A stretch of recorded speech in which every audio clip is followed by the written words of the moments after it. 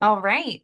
Good evening. Welcome to Opine Dine, a free 14 session virtual panel series brought to you by the Maryland Human Trafficking Task Force's Public Awareness Subcommittee.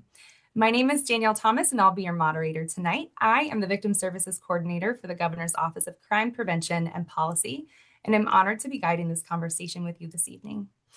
From our first session on Human Trafficking 101, we have dived into more specific topics within the umbrella of human trafficking, such as grooming, child sex trafficking, child sexual abuse material.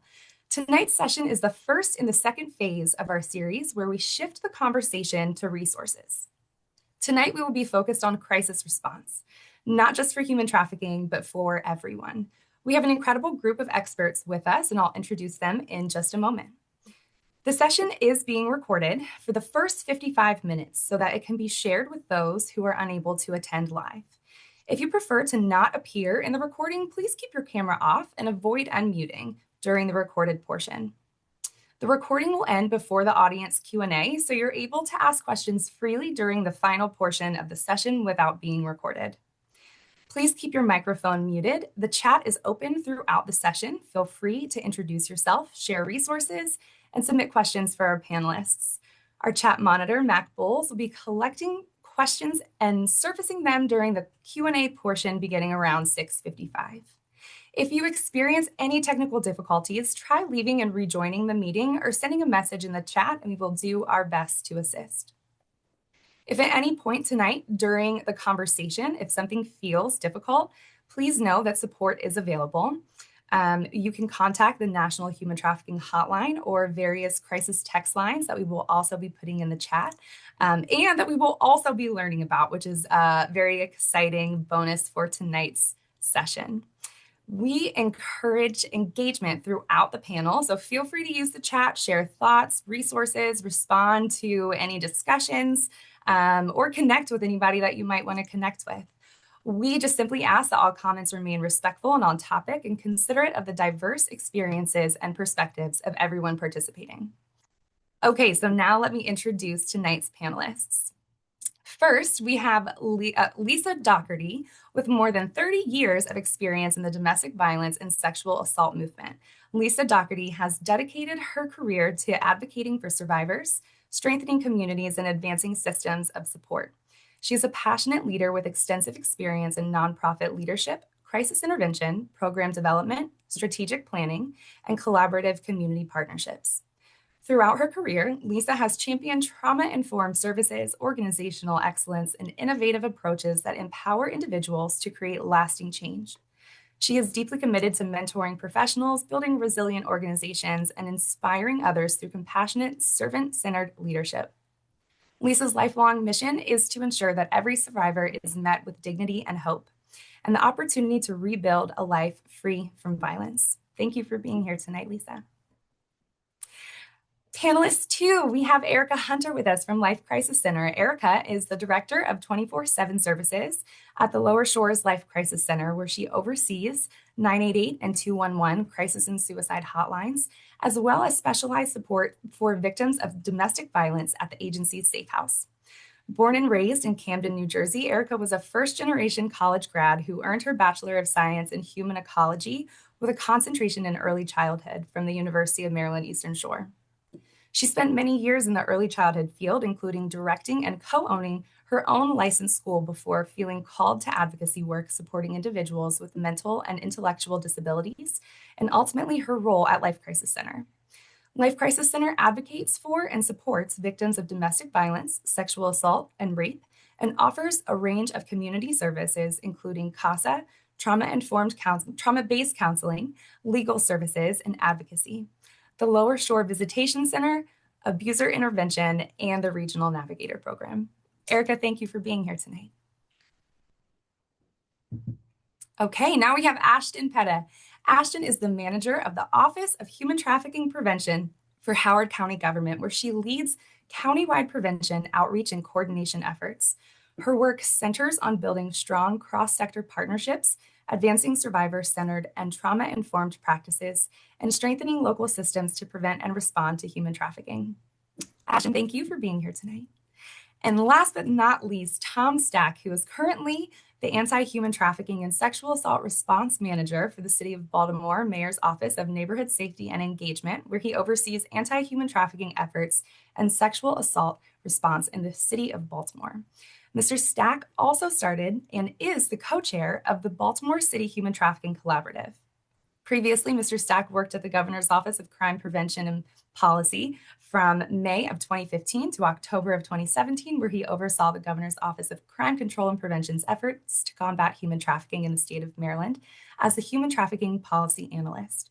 Mr. Stack was appointed by Governor Hogan to be a member of the Safe Harbor Work Group to study safe harbor policy for child sex trafficking victims.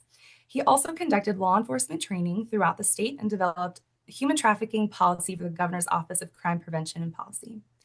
Tom Stack retired from the Montgomery County Police Department's Vice and Intelligence Unit on September 1st of 2014. Retired Detective Stack has more than 26 years of law enforcement experience, including 14 years in the Vice and Intelligence Unit. He has investigated and assisted in more than 450 prostitution human trafficking cases, to include Asian massage parlors, Latino brothels, domestic minor sex trafficking cases, labor trafficking cases, internet prostitution cases, and John stings. He has conducted numerous undercover stings. Retired Detective Stack was also a task force officer with the FBI, Maryland Child Exploitation Task Force, where he was one of the lead investigators on the United States versus Jeremy Naughton human trafficking case. These 2.5-year investigations involved a violent pimp who was charged with numerous accounts of human trafficking and other federal charges, and had 11 victims of human trafficking. Retired Detective Stack has testified in front of the Maryland House of Delegates Judiciary Committee and the Maryland Senate Judicial Proceedings Committee on Prostitution and Human Trafficking. Detective Stack has been recognized as an expert in prostitution and human trafficking investigations by the Circuit Court and District Court of Maryland. Thank you again for being here tonight, and thank you to all of our panelists. We are excited to start this conversation. So going through all of your bios and knowing where you guys are from, we have people here from all parts of the state. We have Baltimore, Lower Shore, Western Maryland, Central Maryland. So let's go ahead. I just want to start with what you actually see in your role. What does a crisis moment look like? And Tom, if you don't mind, I will start with you. Sure. Thanks, Danielle. I wish I'd given you my shortened version of my bio. Um, Take up half the time, but I apologize for that. Yeah, Baltimore is a crazy animal when it comes to human trafficking, because we see all types of different trafficking, both sex trafficking and labor trafficking. And then we have a lot of at-risk people, women engaged in sex work, who may not be victims of human trafficking, but are still vulnerable and at risk. So it can look different from different places. We've done a lot of training in the city. So we may get a victim of trafficking that comes in through the fire department, because the fire department's all been trained, or they might come in through the police department, or through one of our victim service, one of our advocates in the victim services. So everything we kind of try to funnel towards our Blue Dot program in Baltimore City, which is our 24/7, 365 emergency response for victims of trafficking, or women engaged in sex work looking to escape the street, looking to get off and get into detox, or whatever that they're looking to, whatever types of services they're looking to get. And then from there, I believe, correct me if I'm wrong, you guys going to be doing the Blue Dot program next week. So I'm not going to get too much into the weeds with the Blue Dot.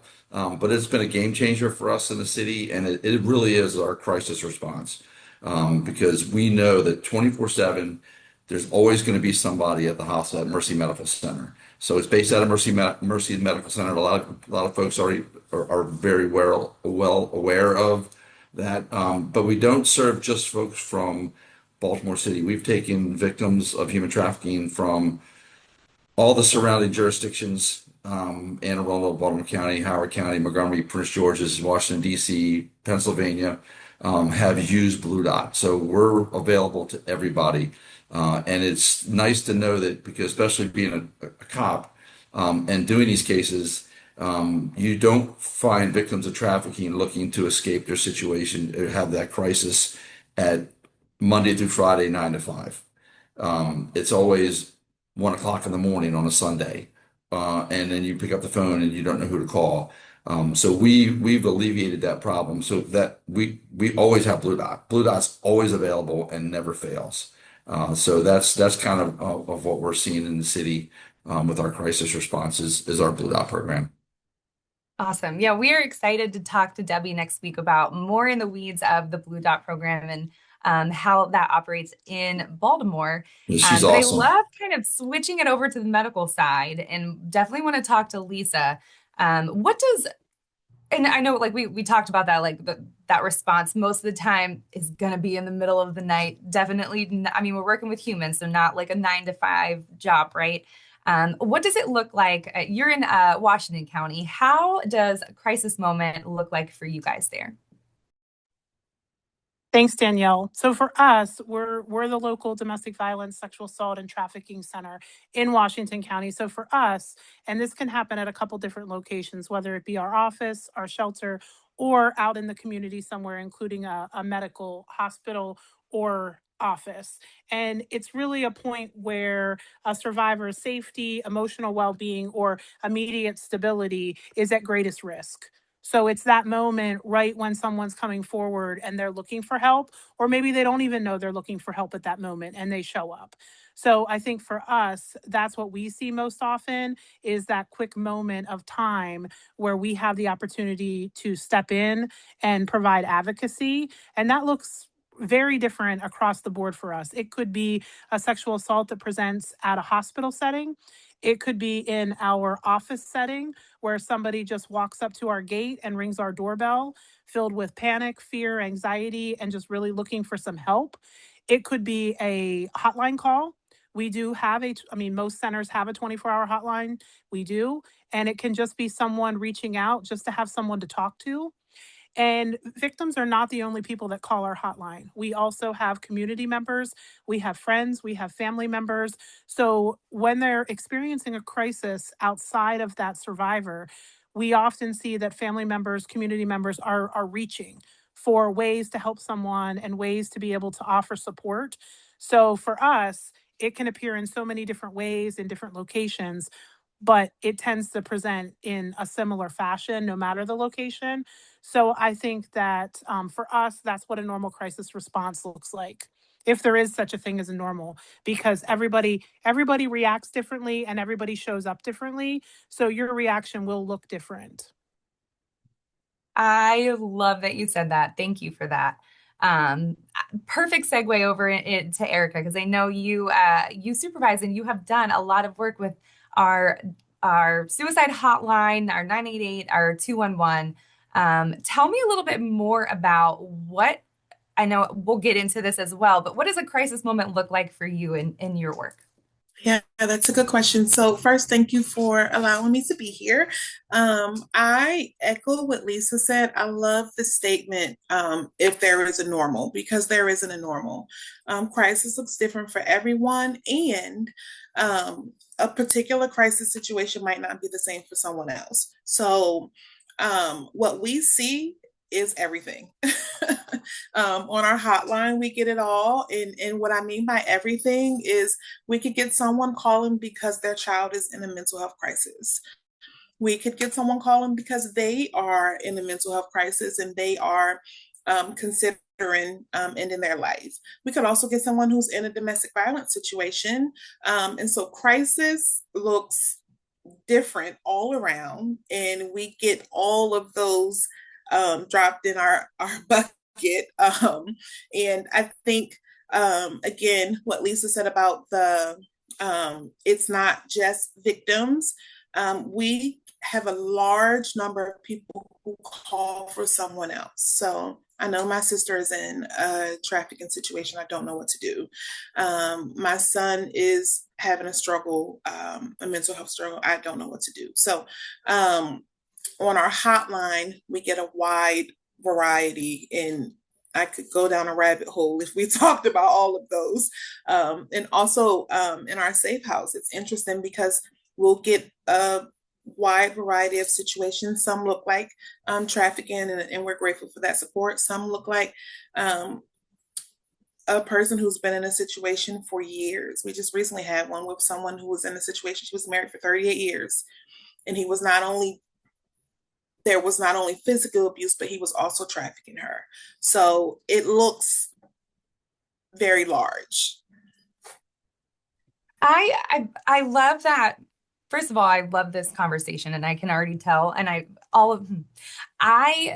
love that topic of normalcy because I think that it also, like for me, I'm looking at it on like the back end, right? Like there is no such thing as like a normal crisis. So as a crisis response specialist, right? You have to be ready to provide every single type of response because there is no type of normal response.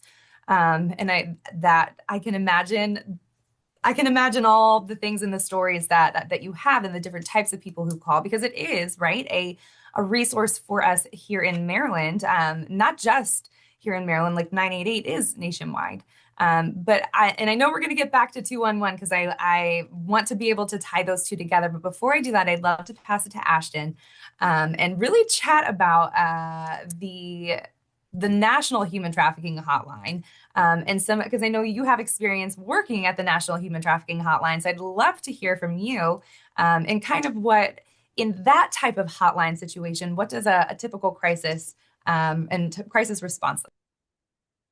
Yes, thank you. And I could also share some details too about sort of the transition and the change of the hotline too, because I know that's a common question that folks have. But when I was there and I was a hotline advocate, and I was there for like close to 5 years, working as a hotline advocate. And 24/7 hotline. People would call whether they were in a crisis situation, if it was a friend, family member, or a survivor themselves in an active situation.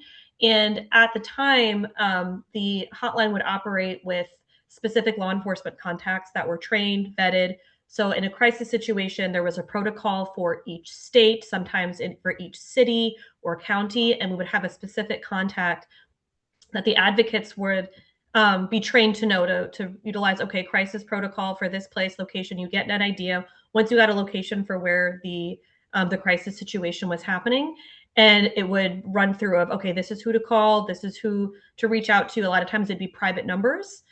So would it be something that you could like automatically share or publicly share? And most of the time that would be law enforcement. And sometimes it would then be a direct service provider or a victim service provider that then you would connect them over to emergency shelter.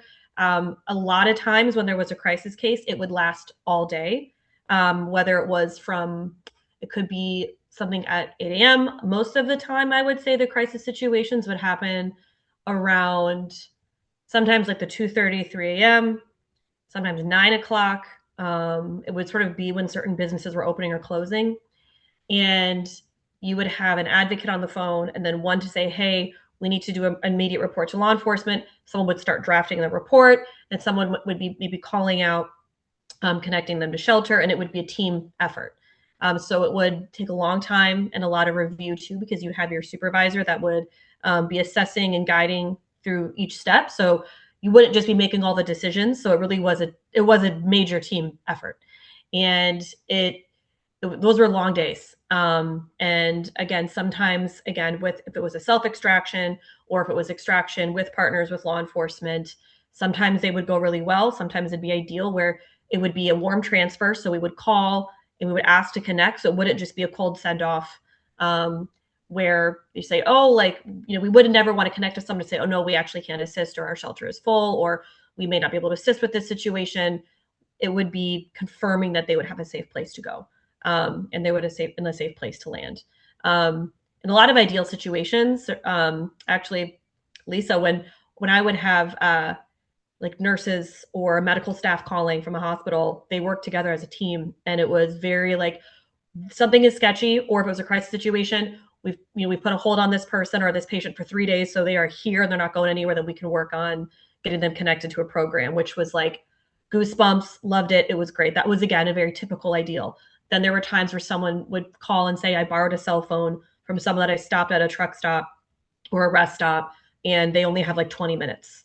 So it would be arranged, but it would be a major team effort, and based on, again, strong protocols, trusted partners that you could call that could assist and help. And yeah, so that was kind of a little bit long for that too. So yeah, that was it's that I did not realize how much of a process that was. So, and I know now you are in Howard County. How has that experience at the hotline with, because it seems like all that you really need, right? Like Sylvia said it, trusted partners and a lot of close collaboration. How has that impacted your work in Howard County? That is a great question. I think, yeah, I think this is such a collaborative space. You cannot work in your silos. You know, we have different partners, different people that are in this space with varying perspectives, different sort of, hey, this is what our sort of scope and what we can do. But this having trusted partners that's centered around what is the best tip, like what is the best move, action, way to help survivors. Sorry, part of my dog. But if that effort and that work of not centering survivor wishes, survivor safety, if that's not centered, then I think that's where a lot of partnerships can potentially break down or can be kind of tumultuous or hard.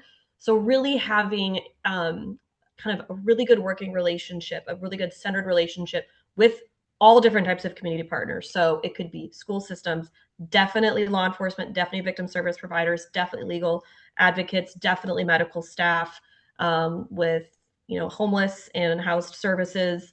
It's when I've found that when you have a really really good thank you for the Oso my dog shout out. I appreciate it. He's here. He agrees with me, but it's we're very lucky where in Howard County our police department has a separate human trafficking advice unit for narcotics and trafficking. They've really dedicated themselves to training. And so because of that, I can trust and our direct service providers can trust that if they may come across a potential victim or survivor, that they know how to handle that situation. So yeah, I think it's just really valuing the relationships that you have with people, everyone in this space, and to welcome more and to be like, there can be different partners in collaboration that you may not realize could be really, really valuable. So I think to kind of keep an open mind about it. I love that because perfect segue into who would have a list of some of those resources and partners who you might be able to reach out to would be our 211. So I'd love to throw it over to Erica and Ashton. I hear you on some other things about the hotline and might come back to you about that later. So we can put a pin in that one. But Erica, I know that you're very uniquely positioned to see how that crisis and that basic need kind of intersect. So when someone calls 988 or 211, I would love to know what to expect when you do call and what are some of the underlying needs that you and your team are hearing of kind of the things that would be, the main things you guys are hearing from your calls that you would say are maybe gaps or main needs across the state. But really, how is 211 and 988 kind of woven together? Sure, it's a great question. So, 211 is information and referral, and 988 is National Suicide and Crisis Hotline. And I think the misconception is that 211 is very different from 988. And yes, 988 is suicide and crisis, but it's really wild how the two actually do combine.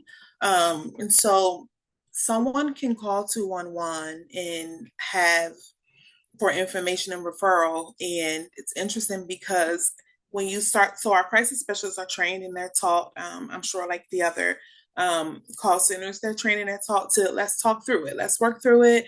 And someone might call about a homelessness situation and we keep talking to them. And sometimes we end up with figuring out that they're actually in a very dangerous situation. We've also had we've also had situations. We get a lot of calls about rent and electricity and utility bills and that kind of thing. And again, that seems like just information and referral, but we get many people who call who are on the brink of just crisis, emotional damage, because this is serious to them. This is a crisis to them. And so, one of the things that I tell our call specialists, our crisis specialists, is when people call, and you'll hear a lot, especially on 988, I know you have so many other things to talk about or so many other people to talk to.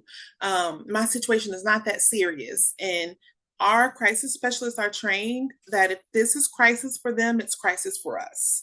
It doesn't matter what it is. So the collaboration of the two is that a lot of times they end up being the same. And so we will give resources, we will give information, but what we end up figuring out is that people are in crisis. And in terms in by way of 988, we do get a lot of calls on 988 with people who are, again, in a mental health crisis, or life is just a lot and they're in crisis in that way. But then we get people who call and say, I just need somebody to talk to. I'm not, people say right off the bat, I'm not going to harm myself. I'm okay.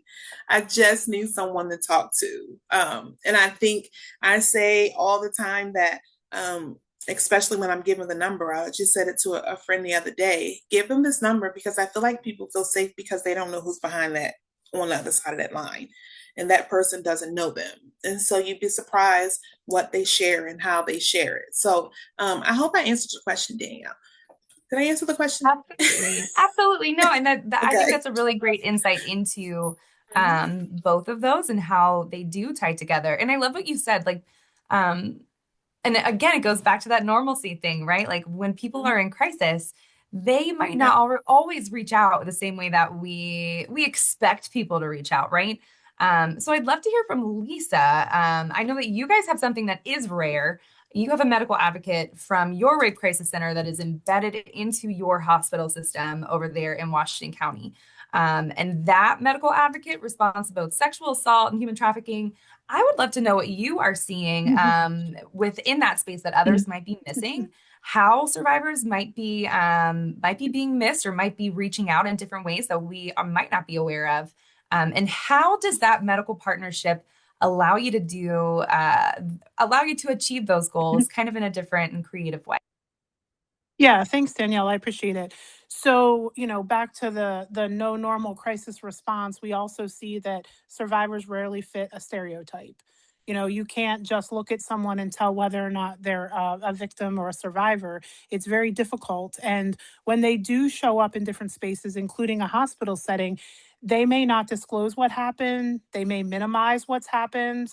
They may claim an unrelated medical condition. So they may present to an emergency room or a doctor's office with nothing that even begins to look like someone that could be a survivor. It really takes an advocate, and for us, it's our medical navigator.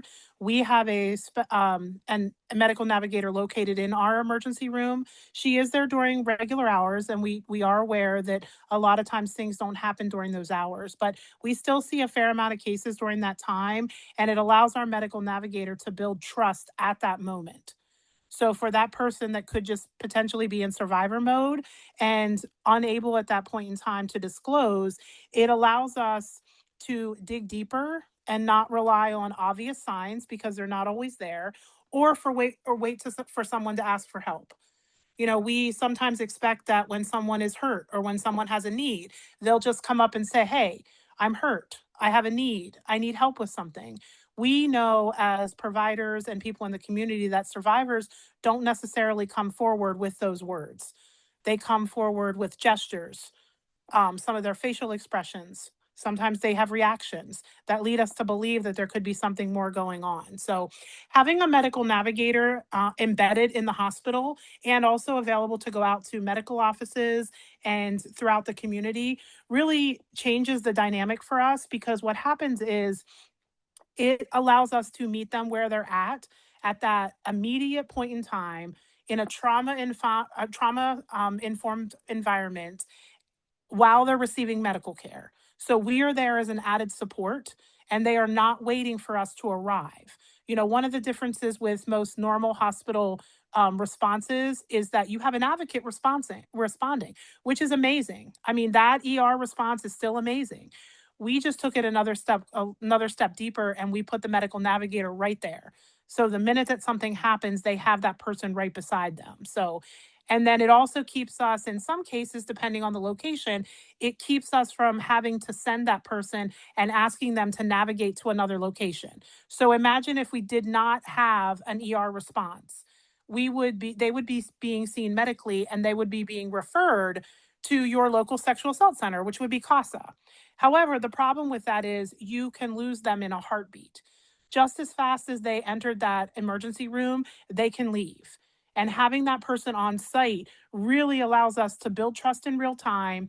It allows us to explain things from our point of view, from the services that we have, and we can provide the additional support. We can do safety planning. We can connect them to ongoing advocacy, which could potentially be our shelter or another location.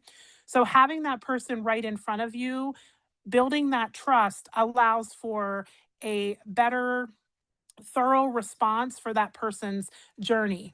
And for their journey doesn't end when they leave that emergency room or when they walk out of that hospital with or without treatment. So, our ability to have a medical navigator building that relationship and offering follow up allows us to have a better probability of reaching out to those survivors and having them answer their phone. We do have above a 60% response rate for follow up, which is basically unheard of. It's one of the things that I think really points to the importance of having that medical navigator in the hospital as opposed to having them drive there.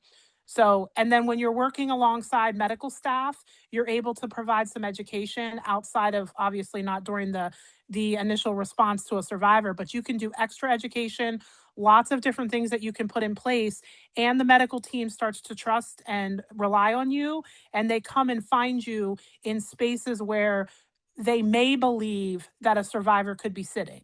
So it enhances their ability to potentially see a survivor, especially one that's not able to speak up for themselves at that time. So those would be the highlights and what we're seeing, and the ability to follow up, having that person on site and available for immediate response with that survivor. I love that model. It's very it's so intriguing, and I say it all the time, but creative solutions, right? Creative solutions to be able to really fulfill those gaps. I know that I'm going to switch geographical locations real quick and go back to Baltimore with Tom. I'd love to know some of the I know that there are lots of things, and we talked about Blue Dot, but I know that like the model of working together is clearly, we've talked about it, it is a need, and that comprehensive crisis response. Could you talk a little bit more of how Baltimore is moving towards that proactive model, specifically with some of your street outreach teams?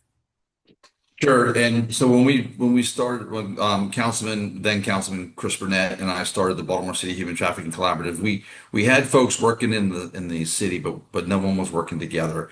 Everyone was siloed. So we broke down the siloed, and we called it the Baltimore City Human Trafficking Collaborative for a reason.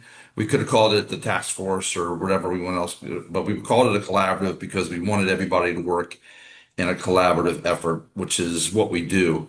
And so that's the ticket, working together. And Ashton touched on it about working together, and because if you're not working together, you're working against each other. And so it's really important, because I always, when I address it, when I send the email out to I call them, I say, hey team, because we are a team, and there's no I in team. And so we have to be working together. And one of the things we try to do in Baltimore is we try to be proactive, because if you're reactive, you're failing. So we want to always try to get out in front of things. And one of the cool things that we started, and you touched on it, was our street outreach teams. So the mayor's office, Mayor Scott gives me $325,000 a year to give out in grants. So we funded 9 different organizations last year with grant money, and 2 of them we dedicated specifically to street outreach, turnaround, and safe exit initiative. So they have dedicated street outreach teams that we fund.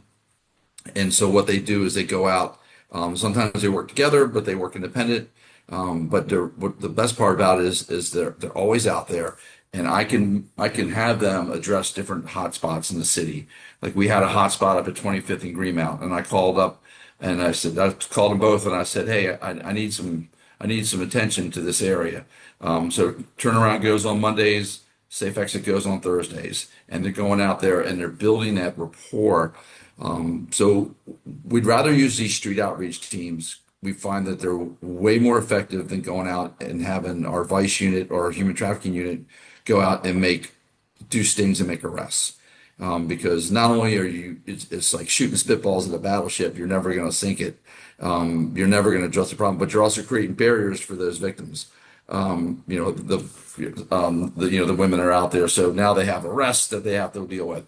So we find that our street outreach teams are highly effective. They do an amazing job, and I'm really proud of the way they go out and the way they do their work. I've been out with them. I watch them work. They're amazing. They're building rapport with the women, and in a different way than having the cops go out there and scoop them off the street. And that's the way it used to be done, but it's not effective. It was never effective. Yeah, you can say, "Hey, well, I locked up so many people, and the neighborhood would be happy," but they're happier when you're going out and providing the street outreach. The street outreach is very good, but they work with all our other groups as well. We go out once a month. We'll go do a targeted street outreach as we'll have a bunch of folks, and we have Mercy Medical Center comes out there. We have the Human Trafficking Prevention Project comes out with legal services, and we have a whole bunch of different organizations, and we go out and we give out hygiene kits to the women out working the streets, just letting them know, hey, when you're ready to go, we're here for you. We always say you can take a horse to water, but you can't make them drink. But eventually the horse gets thirsty, right? And then when the horse gets thirsty, we tell them we have the water.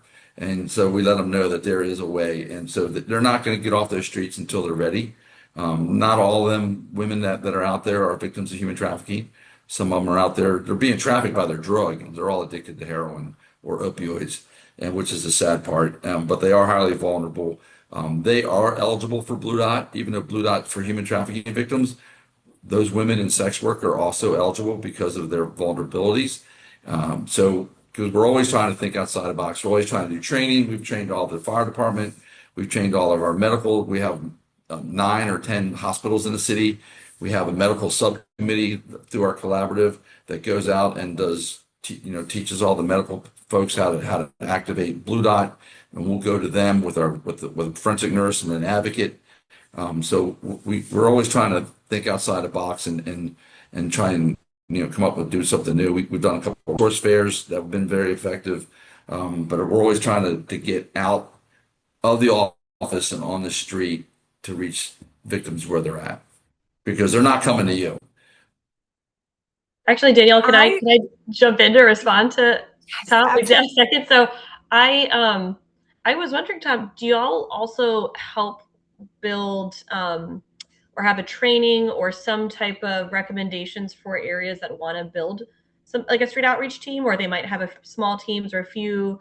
I mean, I think there's a smaller team in Howard County, and it's sort of through our public health department, but I would, based on who you said comes with y'all to go to do kind of these visits to where these folks are, do you guys also provide like, hey, this is how to establish one, this is how to create one?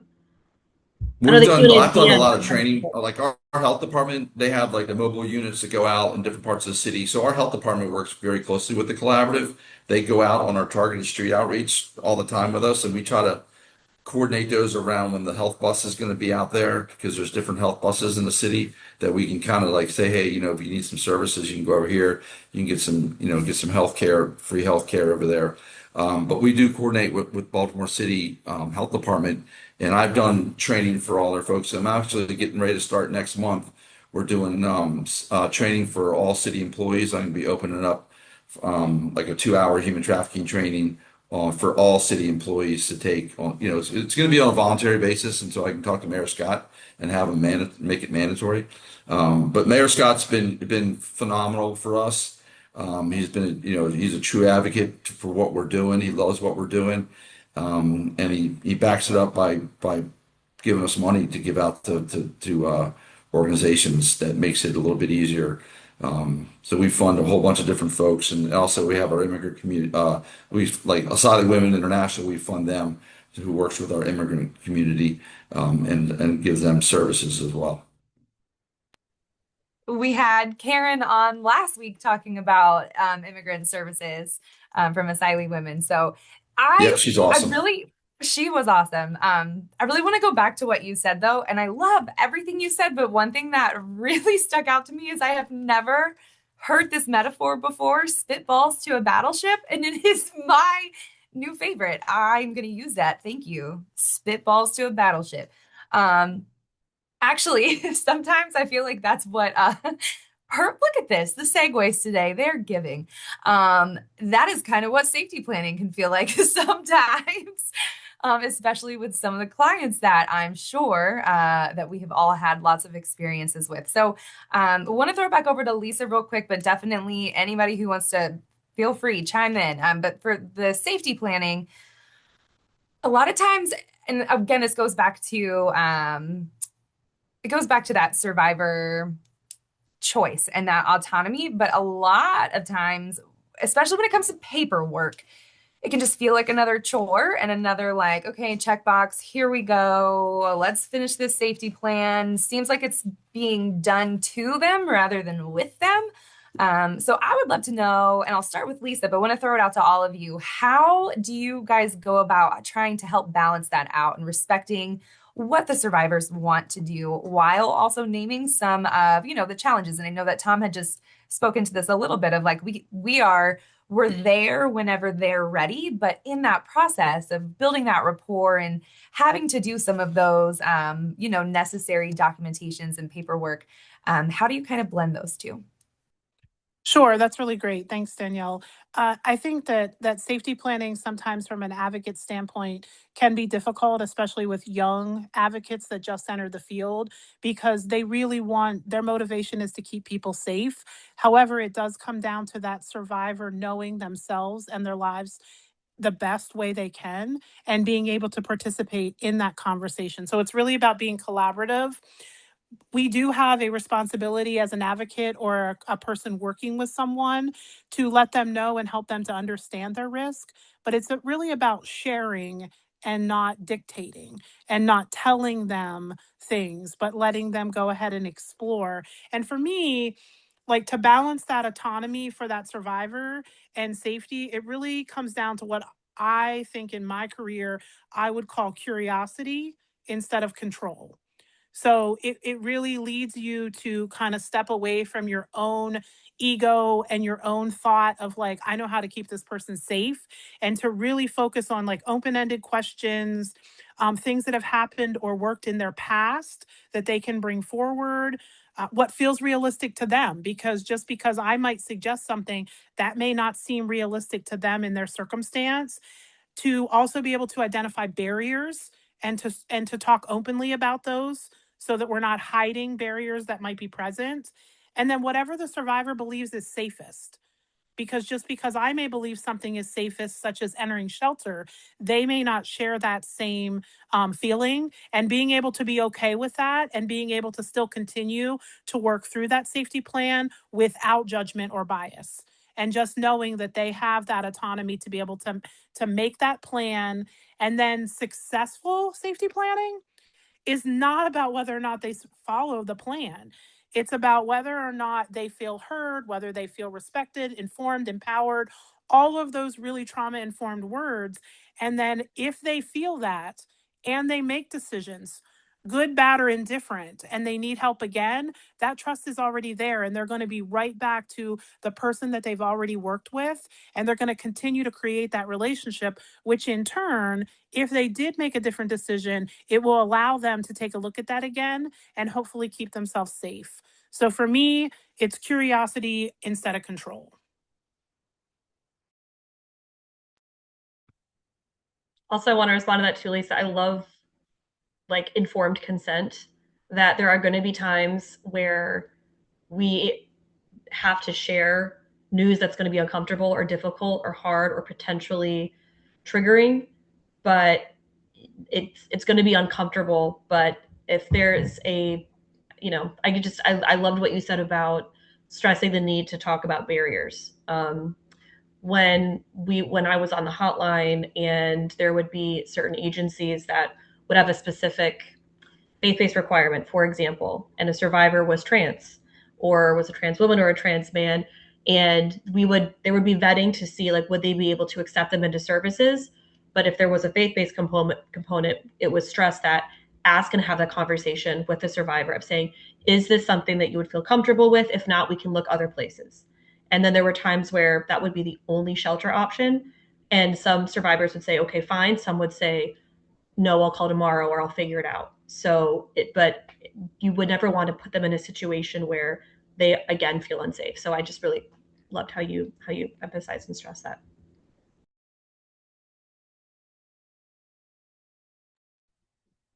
I feel like there's lots of great quotes that are coming from tonight that I am absolutely loving. Although I will say the Spitball Battleship one, still number one for me. Lisa, that was good. I love it, but I'm down with the battleships.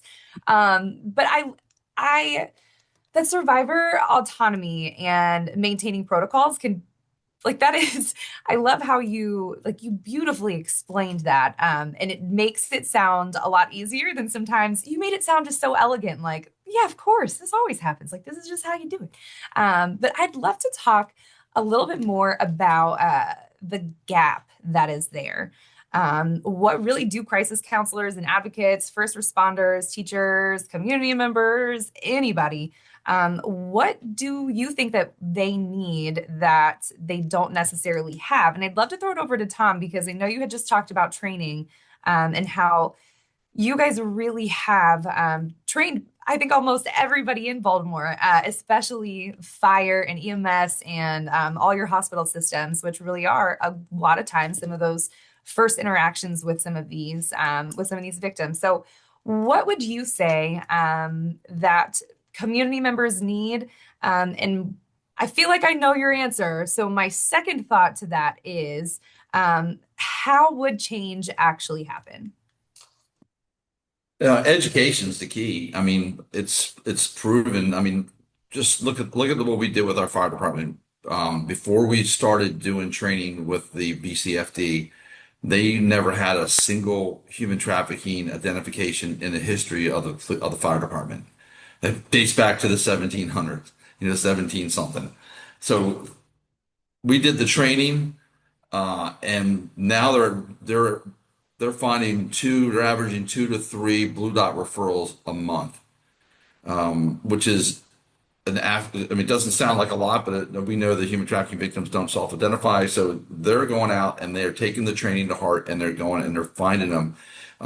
We did the same thing with our law enforcement, with the BPD, and all our different other law enforcement organizations. But the more you can get it, I mean, the schools are hard to get into. I think I've been listening to this for like the last 20 years. We're trying to get into the schools, and we can't get into the schools. We can't get into the curriculums.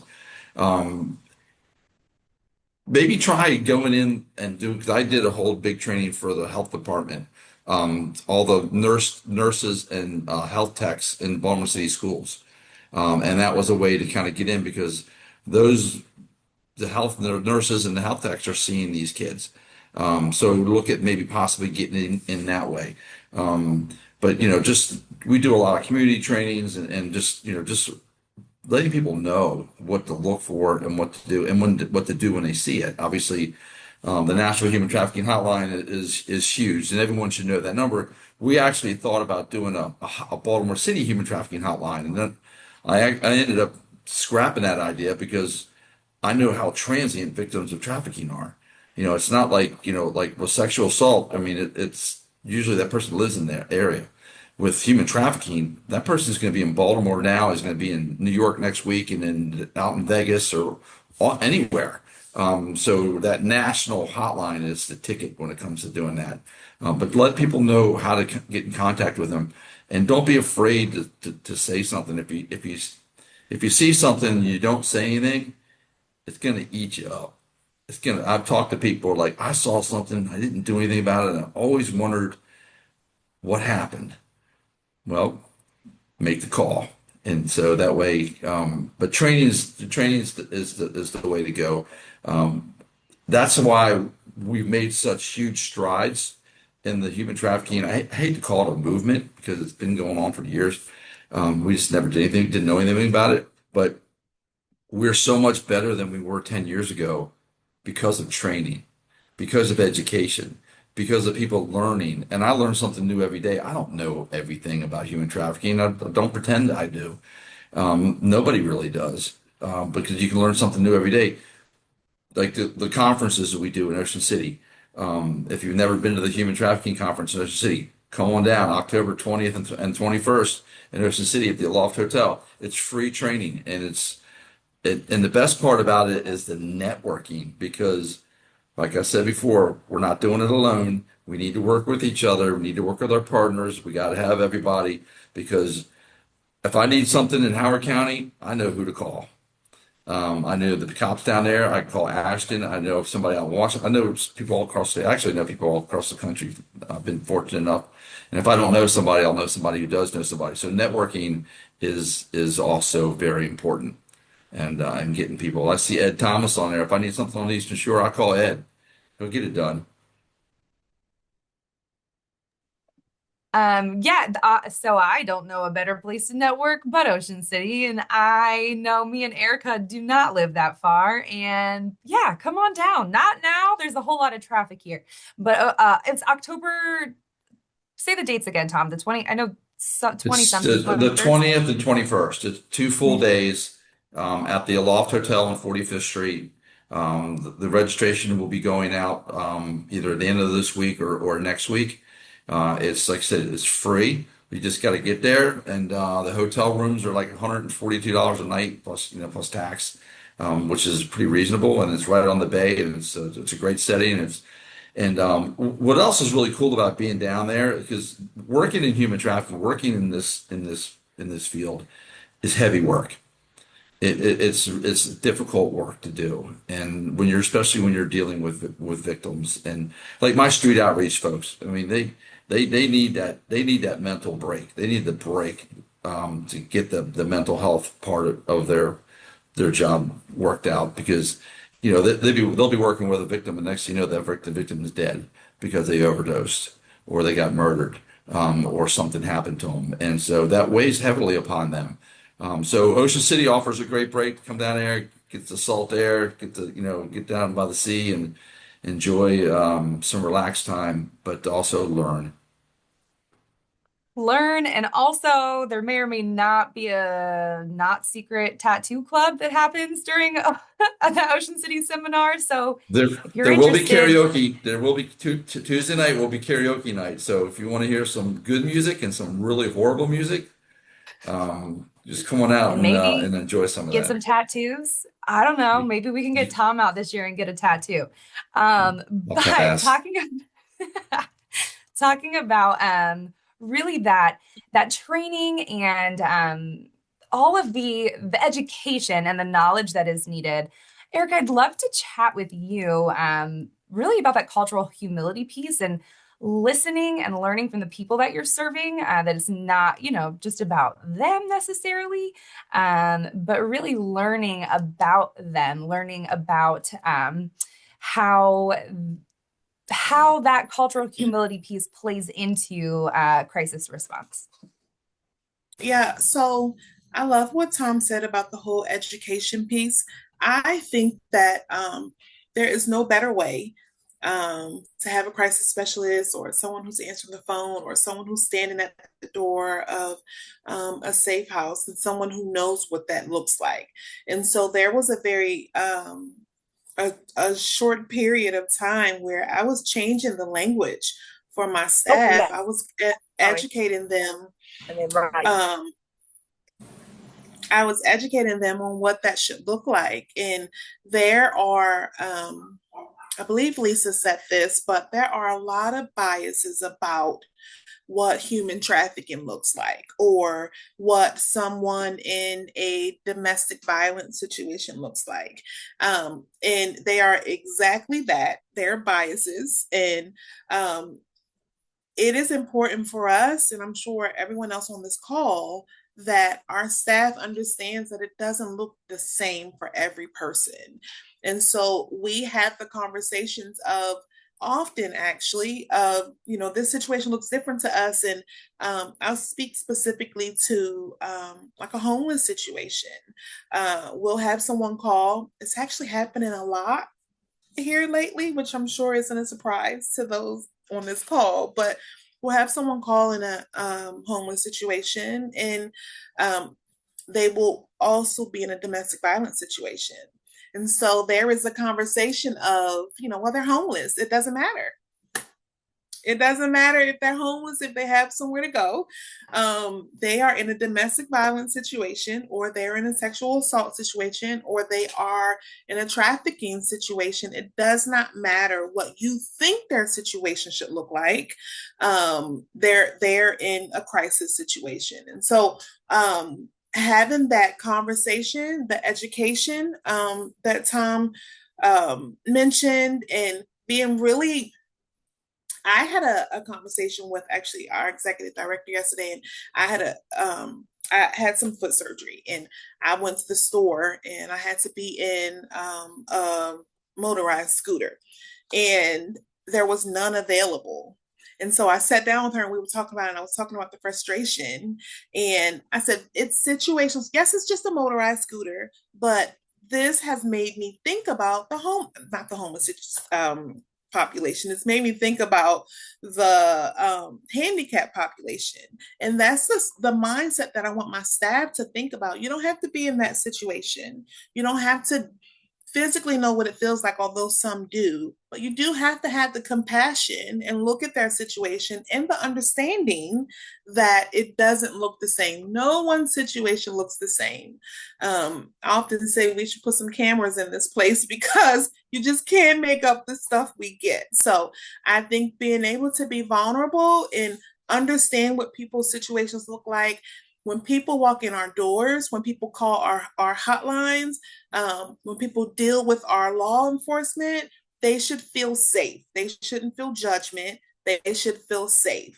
And if they don't feel that, that's a problem. So I'll say education, and also reminding staff that vulnerability is necessary because we want people to feel safe. Vulnerability is necessary.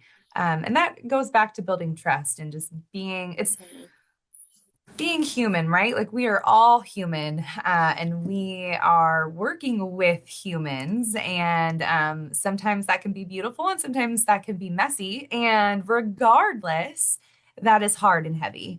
So I want to ask you guys one last question, but I'm gonna try to switch it up. You can be as serious or unserious as you want to, but after talking about all the heaviness and these things, I just want to know, what is one thing that keeps you going and really reminds you why you do what you do? Clearly, part of mine is tattoos. I have a larger answer than that. However, this is a small part. But I'll throw it out to Tom. If you don't mind, I'll start with you first, and I'd love to hear from each of you for this.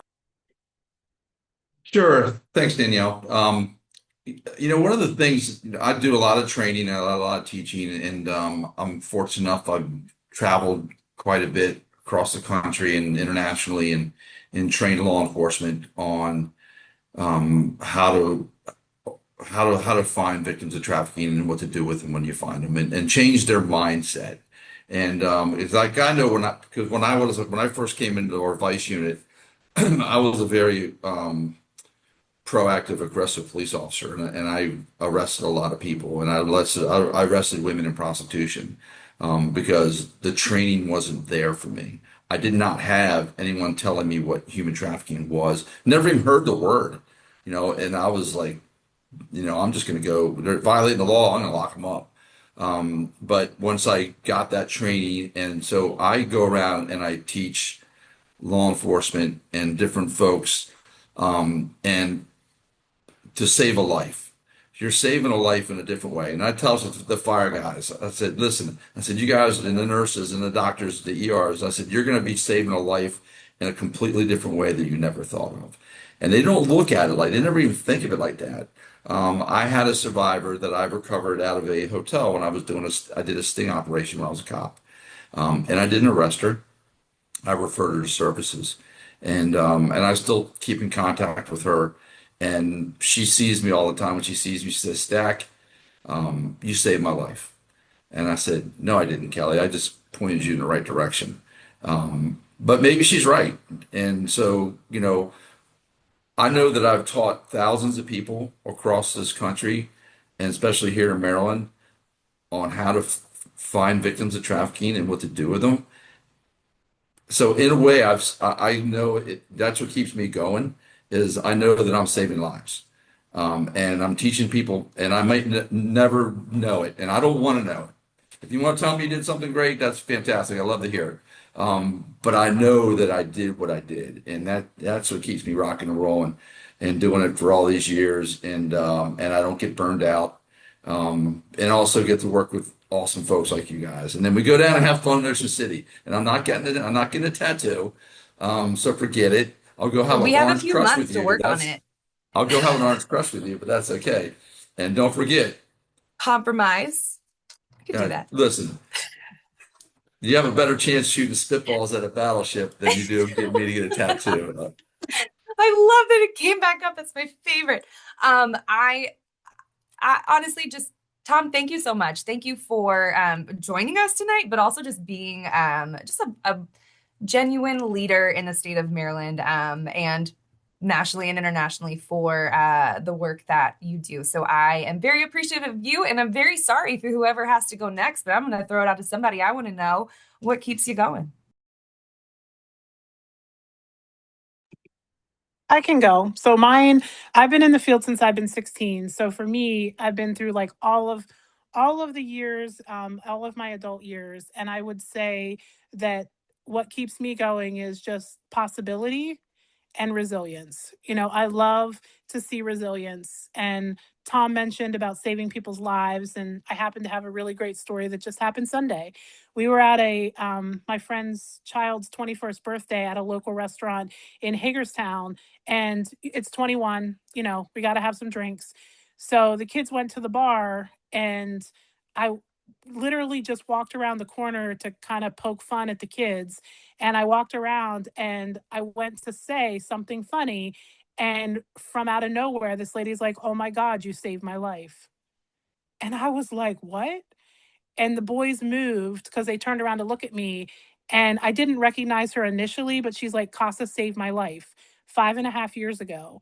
And so, I mean, it was kind of an awkward moment for me because the family, the friends, they're kind of like, "What's going on here?" Because, we don't recognize survivors out in public for safety reasons. But she had said something to me. So I said, I'm so happy that we could have been there. And then she's like, "Do you remember me?" And I looked at her and I said, "Your name is," and I said her first name, and she's like, "Oh my gosh." She's like, "Yes." So at that moment, I did really recognize her. And I think that even going back all these years, the very worst case I had when I was 16, like 2 days on the job. And to date, almost 30 years later, not one story has outdone that situation. And I remember that's where I learned humility. That's where I learned that I don't know one little iota of what I thought I knew. And it all went out the window at 16 because, 16-year-olds maybe necessarily think they know things, but I for sure learned that day what humility meant and what it was like to sit with someone at their most vulnerable moment. So I think that possibility and resilience ring loud and clear for me.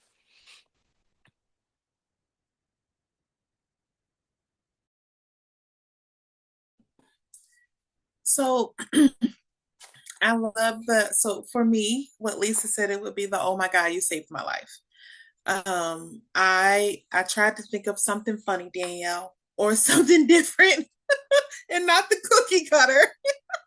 But that's what it is. That's what it is. It's the just like Lisa, I can think of the phone call I was on with a young man. He was probably 14, 15, which is largely a large population on the suicide hotline. Let me just put that nugget out there. And so we talked through some things, and at the end of the call, he said, I was going to take my life tonight. Thank you so much. You saved my life. And so it's those things. It's seeing the mom in the grocery store because, we don't point them out with her children and surviving and looking great. And the woman who comes in who, and I know that the platform is human trafficking, but we're talking about crisis tonight. But the person who comes in the door who's in a trafficking situation and literally felt like her life was going to end if she didn't get out of that situation. And so I would have not been here if it wasn't for this organization or other organizations that are doing it. So for me, it's the, oh my God, you saved my life. Gosh, thank you for everyone that's shared. I'm gonna try not to get emotional because I would say that here it comes. But these moments, I think, for me, when you're dealing in this kind of space, crisis space, when you have to be the advocate, you're the one person that can make a difference in that person's life and experience in that moment, is very hard because you don't always get like I don't know if I made a difference. I don't know if this helped. When you get the sense of just thank you for listening, or you're the first person that said it wasn't my fault, or that this was done to me, or someone actually showed and cared. And I think just having those, sorry, and I'm laughing at Max issues, but I think for me, it's just because you don't get a lot of that in this space, but I just am so energized by everyone here, by other just colleagues in the anti-trafficking space, in the anti-violence, crisis intervention space, because I don't think we really acknowledge a lot of the wonderful stories. Like I don't want to say like the wins or the success stories, but like where you get validated that the work that you're doing is working and is impactful and is making a difference in someone's life. And so because it's just one person. And I found that in this space, we know that when there's change, when there's, for a reporting situation for survivors, it just takes one person to listen and believe them. That's it. And to help them. And it's like, it feels so small, but for them, it's everything. So I think moments like this is just really great. And thank you for everyone for sharing and being vulnerable. And, it's really hard. It can be really hard in this space. So it's just nice that people are still here and still showing up all the time. And the kind of nuggets that you take in the wins, it's like you have to really save them. Thank you guys for that. Thank you for turning my little glimmers of tattoos into some absolute terrible answers because y'all's answers were just so genuine and so needed. And I do like Ashton said, it reminds me of trauma bonding, right? I think that in this field in general, there's a lot of that. And Erica and I actually used to work together. I used to work at Life Crisis Center, and there's a really lovely girl over there who taught me this phrase, because we always have these phrases of like triggers. We're all triggered at something. But the opposite of that, she suggested, is a glimmer. Being able to find little glimmers throughout your day and even though this work is so incredibly hard, like some days tattoos could be my glimmer and some days this could be my glimmer. And all of that is perfectly acceptable. And sometimes spitballs out of battleship can also be a glimmer.